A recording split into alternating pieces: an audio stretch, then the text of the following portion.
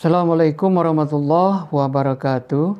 Adik-adik, bertemu dengan saya kembali pada mata kuliah pengantar manajemen. Silakan tonton channel ini dengan cara subscribe, like, dan share. Pertemuan yang kedua ini, kalau pertemuan pertama kita sudah tahu manajemen itu apa, kemudian ya kita ulang sedikit. Manajemen adalah proses perencanaan.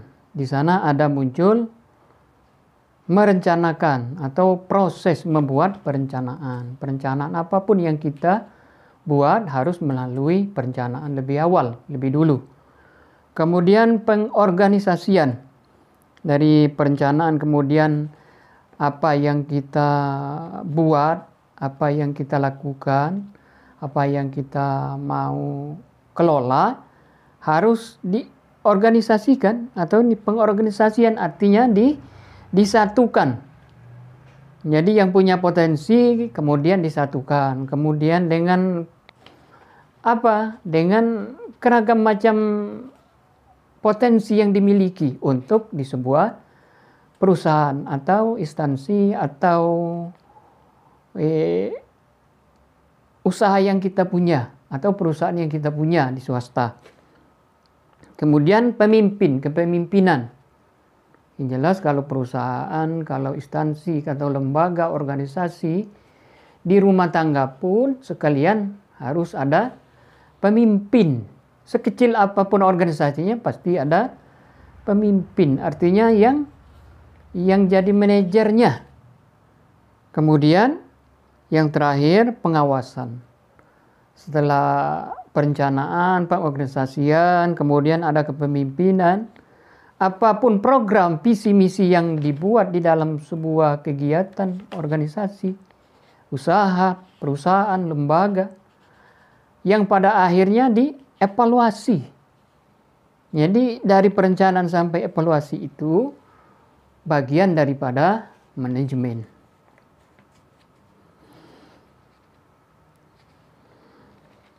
Orang yang bertanggung jawab atas bawahan dan sumber daya organisasi lainnya. Manajemen ini disebut dengan manajer. Ada orang yang bertanggung jawab kepada bawahannya, kepada insannya, itu disebut dengan manajer.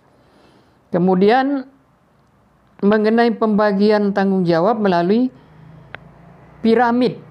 Adik-adik mungkin kenal piramida di Mesir, artinya dari yang berbentuk segitiga. Ini piramid yang apa? Ya, tingkatan manajemen itu seperti itu, piramid. Yang pertama manajemen puncak. Kemudian manajemen menengah. Kemudian yang ketiga, manajemen lini pertama. Manajemen puncak artinya top manajemen. Ya, kalau top manajer. Manajemen puncak harus memiliki keterampilan konsep. Dia selain dari punya keahlian, tugas dia hafal, kemudian konsepnya juga untuk ke depan, untuk inovasi dia melihat gitu. Dia selalu melihat apa peluang untuk dikembangkan atau dikedepankan. Setahun, 2 tahun, ada jangka pendek, jangka panjang, jangka menengah. Biasanya di manajer harus tahu itu. Kemudian manajemen puncak terdiri dari apa itu manajemen siapa? Yang pertama, dewan direktur atau eksekutif. Kemudian presiden direktur, ada direktur, kemudian kepala perwakilan dan kepala divisi. Ya, itu yang disebut dengan manajemen atau manajer puncak, top manajemen puncak. Kemudian yang kedua, manajemen menengah, middle management, artinya posisinya di menengah antara manajemen puncak dan manajemen lini pertama. Jadi dia berada di tengah-tengah. Membawahi kegiatan-kegiatan para manajer lainnya. Jadi dia membawahi, ada di bawahnya lagi ada manajer-manajernya juga, ada sub-sub manajernya. Dan bisa juga karyawan di dalam operasionalnya. Sebagai contoh manajer cabang. Ya kalau kita di perbankan itu ada cabang bank mana kabupaten. Kemudian kabupaten mana ada kepala pengawas, ada kepala departemen, kemudian ada kepala bagian. Nah, di perusahaan juga ada seperti itu, di organisasi ada bidang-bidangnya, ada bidang organisasi apa namanya. Kemudian dari perusahaan juga seperti itu, atau home industry yang kita punya atau yayasan yang kita miliki sama. Artinya yang menjalankan program ini siapa. Kemudian yang terakhir manajemen lini pertama. Manajemen lini pertama, First Line Management. First Line Management. Manajemen lini pertama harus memiliki keterampilan teknis bertanggung jawab, kemudian mengawasi tenaga operasional. Manajemen lini pertama yang berhubungan dengan tenaga operasional atau karyawan. Jadi yang paling menentukan itu di garis bawah. Yang di bawah itu contohnya adalah mandor di dalam pabrik. Jadi fungsi atau tugas mandor itu luar biasa. Apapun yang berhubung dengan kegiatan seseorang mandor yang di bawahnya ada beberapa orang, itu dia mulai dari pekerjaan apa yang dikerjakannya, sampai kapan, bagaimana, apakah target keberhasilannya seperti apa. Jadi mandornya harus tahu. Jadi tidak seperti bahasa kita itu mandur kulu kilir saja. Artinya dia punya penilaian khusus, punya SOP, punya standar operasional prosedur dalam melaksanakan tugas sebagai mandor.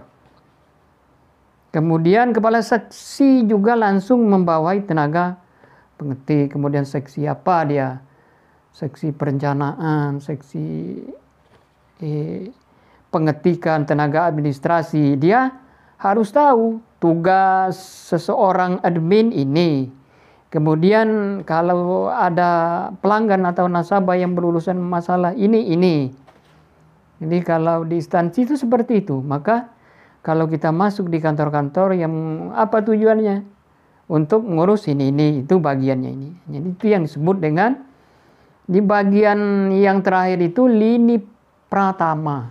Jadi kegiatan intinya itu di situ sebenarnya. Jadi kegiatan sebuah perusahaan mau untung mau rugi, di ujung tombaknya itu adalah lini pertama itu. Kemudian ruang lingkup ada, kita kenal dengan ruang lingkup sumber daya manusia.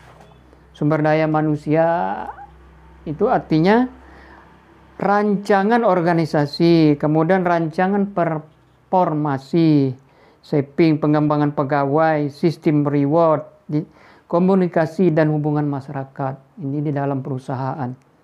Artinya rancangan organisasi yang berhubungan dengan sumber daya manusia.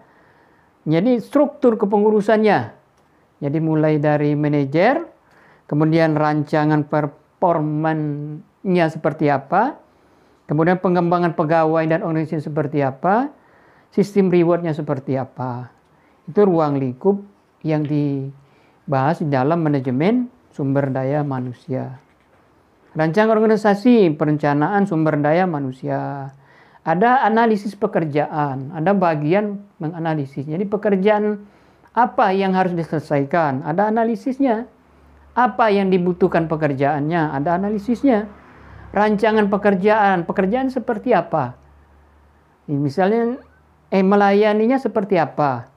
Jadi terukur. Jadi kerja dalam rancangan organisasi yang melayani harus terukur dan teruji. Kemudian evaluasi. Kemudian siapa yang melaksanakan? Maka rekrut.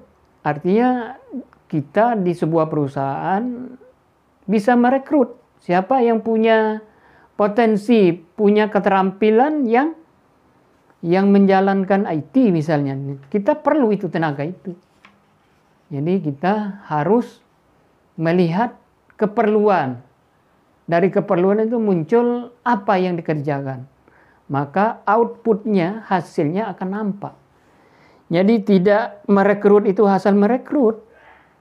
Kita harus tahu untuk apa kita merekrut, kemudian bagaimana sistem perekrutan itu, kemudian berapa yang harus kita rekrut, di pekerjaan apa-apa saja yang dibutuhkan di perusahaan. Perusahaan kita, tahu yang lebih kecil di organisasi kita. Mudah-mudahan adik-adik jadi pengusaha semua, punya perusahaan, punya masing-masing. Amin. Kemudian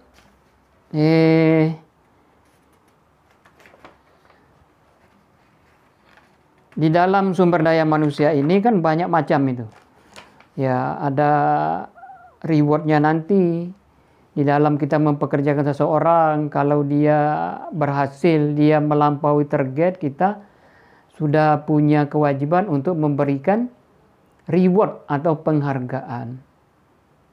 Ya, ini jangankan reward kita kasih, tapi gaji aja kadang terlambat. Jadi dalam konsep manajemen syariah atau itu tidak dibenarkan hal-hal yang seperti itu. Ada hadis, kalau orang yang bekerja di perusahaan kita atau di tempat kita, di jasa kita, atau di home industry kita, atau di UMKM kita atau yayasan kita, sebelum kata hadis itu artinya lebih kurang bayar upah sebelum mereka kering keringatnya. Jadi sebelum keringat mereka kering, kita yang punya perusahaan harus wajib membayar. Bukan hanya itu, kalau pekerjanya maksimal mencapai target, kita harus memberikan reward atau tambahan atau penghargaan. Ini dalam konsep manajemen Islam, manajemen syariah. Mungkin adik-adik ini dulu yang dapat saya sampaikan. Silakan adik-adik diskusikan, dipahami. Ada waktu tanya jawabnya nanti saya berikan, tapi dalam kesempatan ini saya akan memberikan pemahaman dulu kepada adik-adik dengan menambah referensi lain atau bacaan-bacaan lain. Dan saya sudahi. Wassalamualaikum warahmatullahi wabarakatuh.